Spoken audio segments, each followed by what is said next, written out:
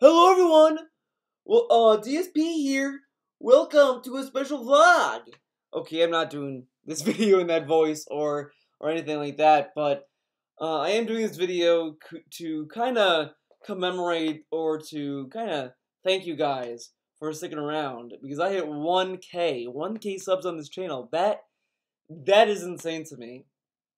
I would not have thought I would hit 1,000 subs. That to me just sounds insane, especially considering the content and the subject of said content. But thank you guys. It's a great ride. I love doing these videos. It's always been fun doing them, and what better way to kind of show appreciation than to kind of go into a Theo story time. So guys, get your snacks, popcorn, whatever, what have you. Gather around, gather the family, and huddle around. And it's time for me to tell you the story of how I started doing DSP videos. Now I know you guys know how I met how I kind of came across DSP through game trailers forums. This is how you don't play of Metal Gear Solid 2 and 3, and the montage or the edited video of him giving his fans empty game cases. I know I told you that story multiple times, so there you go.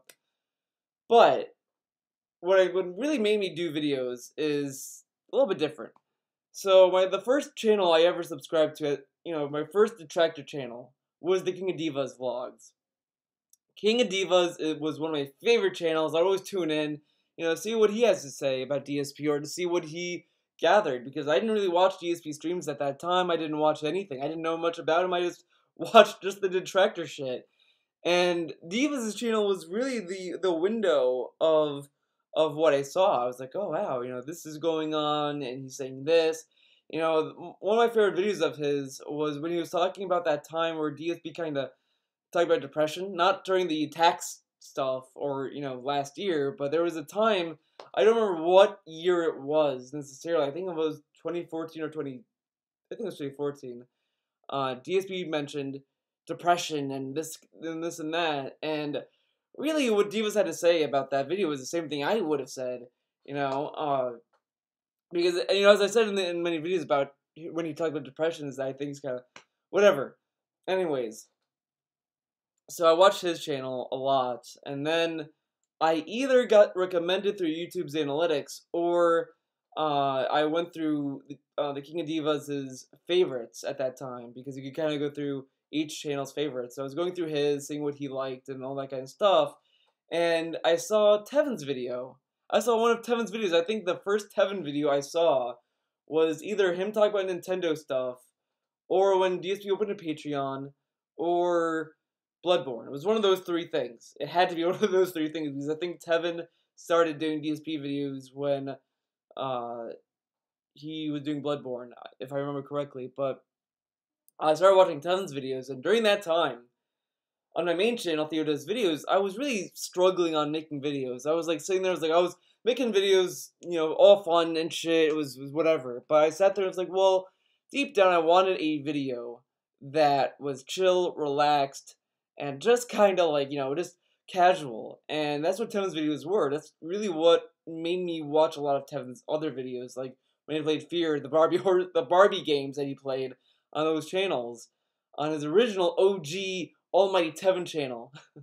um, so I watched those videos, and I sat there. I was like, these DSP videos are just kind of relaxing, and casual. He's just sitting there talking about DSP. He's vaping. Sometimes you would have pig cam, that kind of stuff. It was very very relaxing to sit through Tevin's videos, and it was something that was like, this is something I want to do. I want to do something that's like on par with this, and I started doing DSP videos because of that.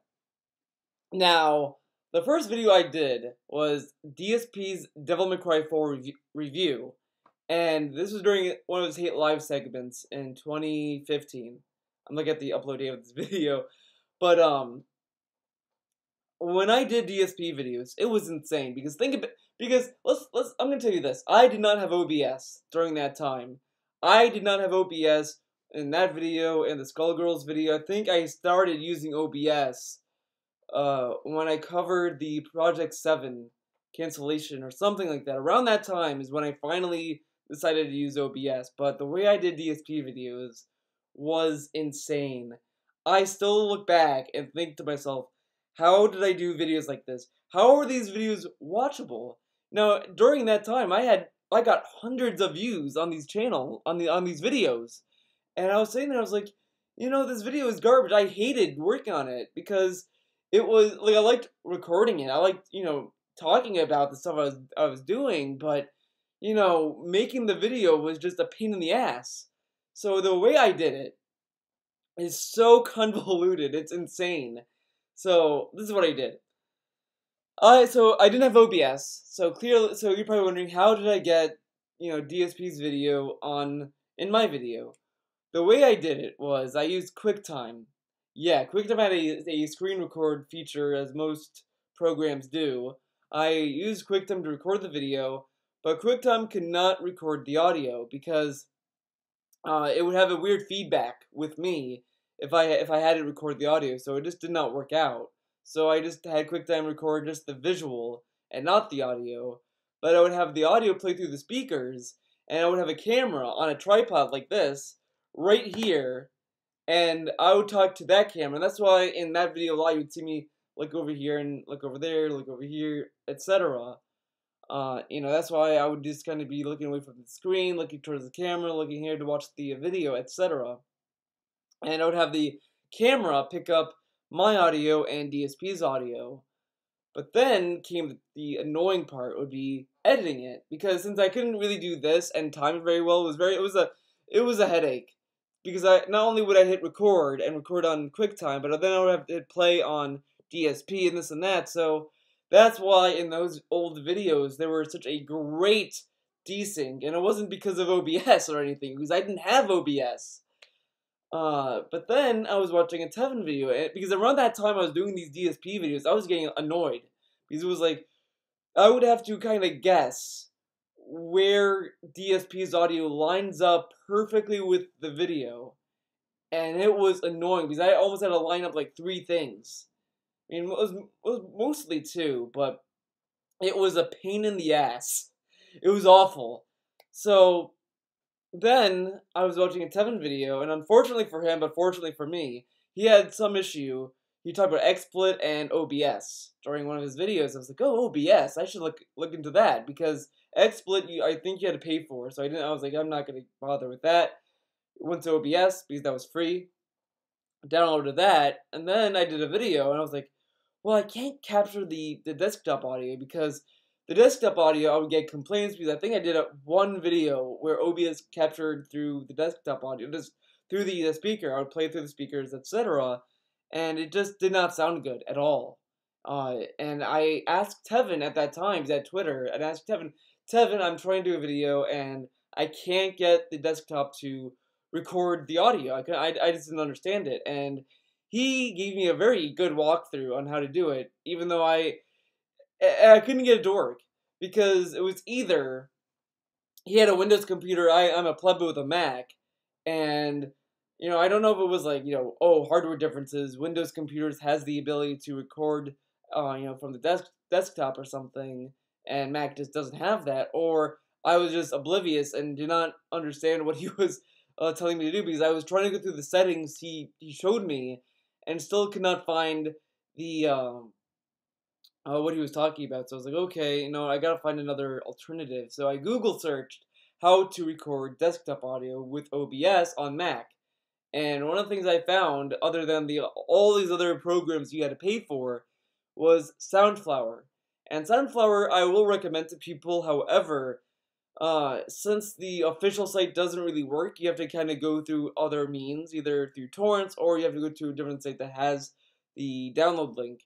And that could be a little bit, sketchy or shady, because you don't know if you could trust it. But I downloaded Soundflower. So far, so good. Don't have any other issues to report. So that's how I've been recording audio ever since with my videos. And that was insane to me. That as soon as I got that to work, I was like, wow, this is insanely easy.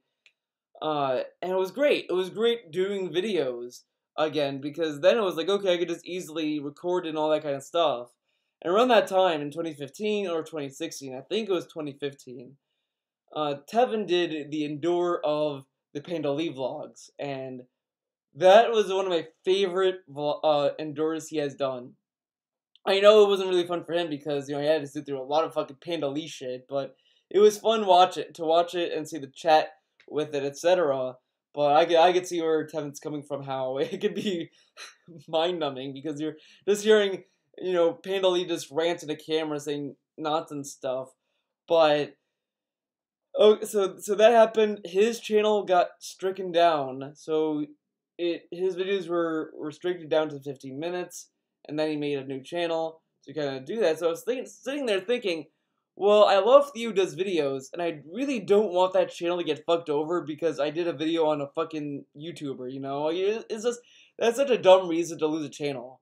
So I was like, okay, well, I'm just gonna make another channel just so that if something happens to this channel, it's not gonna affect me at all.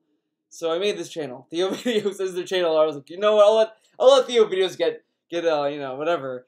And it lasted for this long, and I met so many great people through this channel, and it was quite a ride. It was quite a ride doing these videos, and it was a learning experience because, if you look back, I'm doing an Endure of my old videos so far, and it's insane how weird I was doing YouTube. You could tell when I did YouTube, before I did all of this, I really just did not give a fuck. I was just having fun uploading videos, and they were badly paced, sure, but these videos had a charm to them. They were cringe. They were really whatever. They are kind of hard to sit through, but there was a charm to it that you could tell that when I made these videos, it was just I just wanted to make a video and just talk and talk and talk and talk and upload that, and doing these videos about DSP, Jonathan McIntosh, and Sarkeesian, and all these people, it really helped me understand how to really make better content. One of my issues I had, and I definitely hear that in my old videos, is my articulation. Sometimes I just mumble, or I talk really fast, or I don't enunciate words very well. And it was really because of you guys who who kind of comment about that, be like, oh, you should really try this and that. I really started to kind of look how I talk, and I was like, okay, I need to really slow down, try to enunciate, and all that kind of stuff. And it really got me into a better groove. That's why when I talk about Derek, Derek loves lemurs, one of DSP's fans that also streams. I can't really shit on the guy. I might say something about how annoying he is in chat, but that's just all I could go on. I could only say he's annoying in chat, but when he does a stream, I can't really shit on those streams other than saying they're awkward and whatever, because ultimately I was there. I was there when I was like starting streams back, when I was able to. I was like, alright everyone, welcome to a stream. What's people saying in stream chat? And it's really a thing people kind of have to work through, and it's funny because DSP, he kind of hasn't gone past that phase. Like he's kind of in the middle of that, where you kind of rely on chat to carry your commentary or whatever. He's just in the middle of that. While I think his older shit is much better because of how raw and confident he was in his commentary. Like now he's just kind of like, it's weird. It's a weird position he's in commentary wise, because I don't know if he's purposely just lazy with his commentary, which it probably is, or that he's so afraid of commentating that he is just kind of silent a lot of the times. And I hope that's not the case, but I think it's probably because he's lazy. He's lazier now than he was back then, and he's more paranoid with haters and detractors, which is silly because these videos are ultimately just fun vids. I know there are videos out there that are malicious, or they might try to actually slander Phil, but the majority of these videos that I watch and a lot of people who watch me watch aren't malicious. Now, I do know a lot of people who may kind of off jokes or off theories. Like the one thing I kind of don't want to go off of is saying, oh, Kat is trying to con Phil and she's a drug addict and this and that kind of stuff. I don't want to kind of do in videos, and I don't really believe that either because I agree the way that Kat and DSP met was weird, but it is what it is. And doing videos really allowed me to sorry, I'm like darting all over the place because I'm hearing all these cars driving in front of me. It's but it's interesting and it's fun to kind of do these videos and make videos and all that. It's fun to see where it goes. Now I understand people who might want to leave DSP, the anti-DSP community or whatever. I understand that too, but ultimately these videos align with my personal kind of guidelines with videos. Are you having fun? Is it fun? Do you want to do it? If all three of those are not checked off, you shouldn't be doing videos. Even as you can make a bad video. I made bad videos before. My older videos I have on Theo Does Videos are all bad videos, but I had fun with with those videos. I had fun with them. I want to have fun with those videos. I had fun, and I did want to do them. So that's why those videos exist. I might have deleted some videos. I don't remember what videos I deleted, but the ones I deleted, if I did, were probably ones that were just not good quality and stuff that I just like this doesn't need to be here. But the videos I do now, I think I can stand by. Even the old videos that I left on that channel, it's like, yeah, these videos are kind of cringe and kind of like slow and all that kind of stuff, but they had a charm and they have their relevancy on that channel, and I always think it's fun going through a channel and seeing their evolution as that channel goes on, because you're never really gonna stick with one thing. I have these two channels, but I honestly do. I like focusing on both channels. I love doing it. I don't mind that Theo Does Videos may not get the numbers that this channel gets. I don't care. I don't care what either channel gets because it's fun doing these videos. That's why I do these videos, and I had fun making them. I have fun doing them. You have fun watching them, and that's what these are all about. And if you don't like videos like this, if you don't like these negative videos on DSP, that's fine too. I'm not gonna sit here and tell you guys, how dare you not like my videos or whatever. But everyone has limited time, and people want to do what they want to do on YouTube. So that's really what this is all about. And getting 1,000 subs, I mean, that's not something to kind of sit there and be like, about, for me at least. So again, thank you guys for watching all my videos and sticking around this long. It really, really is a ride, and I can't wait to do more videos. I can't wait to do more streams. It's been fun, and I love doing art for you guys. I love doing art. Like, that's the other thing. That's the other thing I should say before we move on is, also during this time before I did DSP videos, I was kind of struggling to get up to do art. I was like, I want to do art today. I would always opt to play video games or just be lazy. And seeing that, okay, I'm gonna do art now, it's fun. It's fun sharing my art. I don't, it's now I have a drive to do it. So that's also a thing that I love doing as well. So that's fun too. I love doing all these videos, and the one thing I will say that is my favorite memory of doing these videos is kind of developing a lore of the Christmas tree, Doug the Christmas tree, the singing Christmas tree that everyone loves, everyone's favorite co-host. Another one is the bun of darkness herself, Cleo. Everyone loves.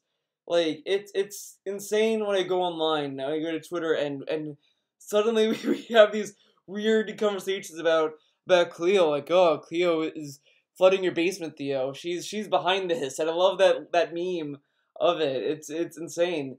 Like, I got back from vacation once, and I uploaded, I think, a picture of the Acropolis on my Twitter, and then someone sent me a Photoshop of Cleo inside the in the Acropolis, and I really got a good chuckle out of that. I really loved it. I think there was one where also someone like all these Photoshops I've seen of Cleo is just it's great. I always get a chuckle out of them, and I showed my brother that Photoshop of Cleo inside the Acropolis, and he got a good laugh at it too, because she's a very very weird rabbit. We've had rabbits for a while, and she's just this oddball of a rabbit. I mean, I had one that was kind of like a troll for me that always tried to bait me almost. Then we have Cleo, who's just kind of like very, very scared, and if you get in her face, she will fight back, which is insane. I had very fond memories of her too, but it's insane. That's what I like about this channel, and kind of like this relationship, or this kind of like community that's around these videos. It's quite a community, and it's quite the viewers, and it's quite everything. So I gotta say thank you guys. Every day I like look at my comments. I'm like, you know what, these are very good points that these people are making, and I might have missed out on, or oh, I got something wrong or something, whatever.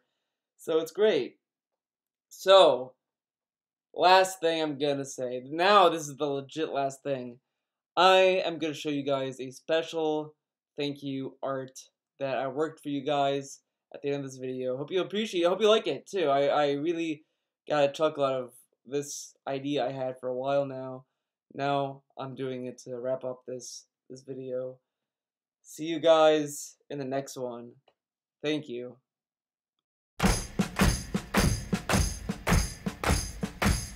Remember when you ran away and I got on my knees and begged you not to leave because I go berserk? Well, you left me anyhow, and then the days got worse and worse, and now you see I've gone completely out of my mind. And they're coming to take me away, ha-ha, they're coming to take me away, ho-ho, hee-hee, ha-ha, to the funny farm where life is beautiful all the time, and I'll be happy to see those nice young men in their clean white coats, and they're coming to take me away, ha-ha!